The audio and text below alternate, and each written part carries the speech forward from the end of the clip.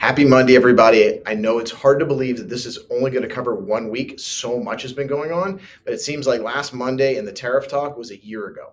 I'm going to try to keep it clear and concise. Today is February 10th, 2025, and this is your Monday market update. If you're watching this update for the first time, I want to ask you, if you want a short update weekly, this is one of the best ways to hear it from me. It will be like getting a 5 to 8 minute meeting with me weekly. I always try to make it worth your time. I also do a Friday financial planning video, and those are not as deep in market news. They are what they sound like, a 5 to 8 minute meeting with me once a week to give you some ideas on what may be a good conversation piece in regard to your financial plan. Please give it a chance. So let's recap last week's market, and we're going to preview what will be coming fast and furious this week. And speaking of Friday, we're going to talk about reacting to the fast and furious as a financial plan. Markets kicked off the week on Monday with heavy volatility as tariff-related headlines dominated trading sentiment. S&P 500 gapped sharply lower at the open, reacting to the formal implementation of tariffs on Canada, Mexico, and China. The move was widely expected following previous announcements, but it still caused a knee-jerk sell-off reaction in equities, with the S&P 500 initially dropping as much as 2%. The early losses were somewhat offset by a strong ISM manufacturing PMI report, which rose to 50.9 versus the expected 50, moving into expansionary territory for the first time in 26 months. However, investor sentiment remained cautious until Mexican President Claudia Sheinbaum announced a 1-month pause on tariff implementation after speaking with President Trump. Markets rebounded sharply on the news, recovering a majority of their early losses, but remained pressured by ongoing uncertainty regarding tariffs on Canada and a potential 10% tariff on EU imports. Final hours of trading were relatively stable, stocks holding on to a portion of their recovery. The Dow was down 0.25%, S&P down 0.75%, and the Nasdaq up 0.75%. Markets continued their recovery on Tuesday as tariff fears temporarily eased and traders shifted focus to a mix of economic data and earnings reports. Early in the session, tech stocks were under pressure ahead of the earnings from Google and AMD, both of which came out after the close with their earnings. I'll talk about that in just a second, with underwhelming forward guidance. After the close, markets were positioned for this already later on Tuesday. Full reaction was saved on that for Wednesday. However, investor concerns were alleviated by a dovish JOLTS report, which showed a decline in job openings, helping to reinforce expectations that the Fed remains on track for rate cuts later this year. Adding to the market's upward momentum, China announced that its retaliatory tariffs would be delayed until after a scheduled phone call between Trump and the Chinese president, raising optimism that additional tariffs might be avoided.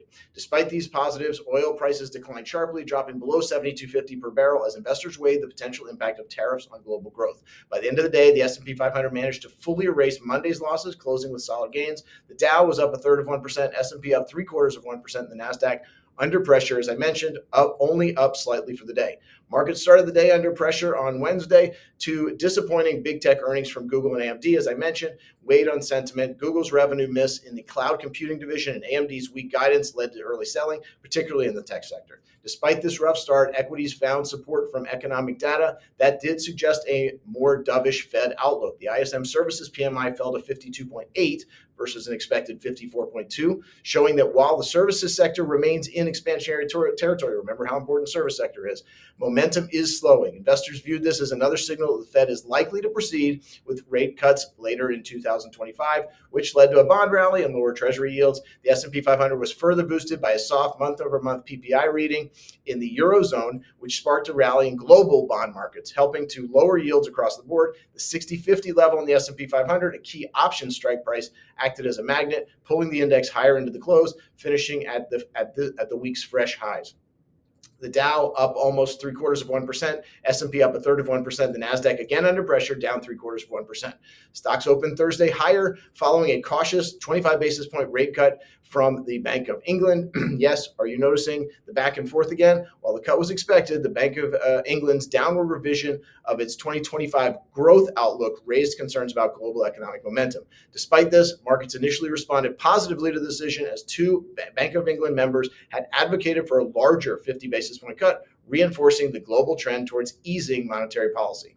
Throughout the day, jobless claims data did show continued labor market resilience. dampening some of the earlier dovish sentiment and limiting bond market gains. The S&P 500 traded within a tight range between 60.60 and 60.80, mirroring the price action from Wednesday. In the afternoon, algos and options drove selling pressure, triggering a sudden sharp decline in all major indexes, with the S&P 500 momentarily dropping to session lows at 60.50. However, buyers did quickly step in, leading to a sharp rebound into the close. Get that? Sharp down, sharp up, with the S&P 500 and NASDAQ finishing on session highs. Sector-wise, financials outperformed, led by a strong performance from JP Morgan, Wells Fargo, and other large banks, while energy stocks lagged as oil prices continue to slide. The Dow closed down 0.25%, S&P up about 1/3 of 1%, and the NASDAQ up about 0.5%. Stocks were down going into the weekend as markets reacted to news on tariffs and inflation. The non-farm payroll number was the one markets were watching, at least on the headline. It did come in lower than expected, but the unemployment rate fell to 4%, 143,000 jobs versus 307,000 in December, and expectations of 169,000. The normal adjustments to last year's numbers also lowered the jobs count by about 500,000 for the year. You do have to wonder, when you miss expectations by about 20,000 jobs, but revision for the past 2 months are up to 200,000, where does that really put you?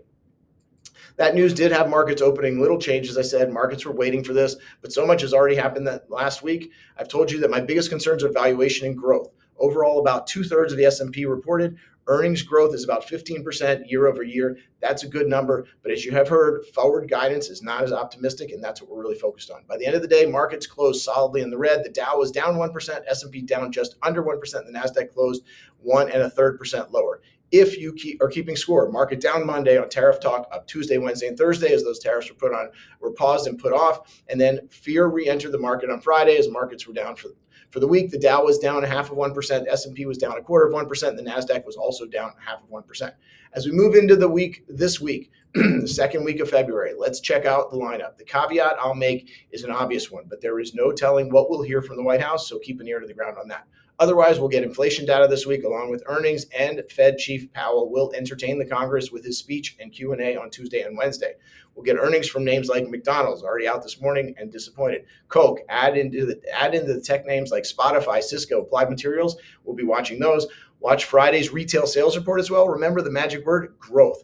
Big news will be the Fed, and since they are driving the market on the short term, please note again, I am more concerned about growth and valuations, but the Fed will also get the big inflation reports, CPI on Wednesday, PPI on Thursday. You know, I like some of the obscure ones like the Small Business Optimism Survey. That's also due out this week. Small business is one of the biggest players in labor and growth, so you know why I watch that. Fed head parade is back this week. In addition to Powell, we'll get Williams, Hammock, and Bostic at least. So as you can imagine, this is another important week, and since I am convinced that the output of surprises from 1600 Pennsylvania Avenue are not finished, one can't handicap that at all. So please keep your goals in mind and let's get together to discuss them. Finally, as I mentioned, this short meeting with me can be coupled with another short meeting with me on Friday, this time on planning ideas. So please check that out and feel free to share it. I'm not looking for internet traffic, but with so much going on, this is one way that we can keep in touch. Have a great week.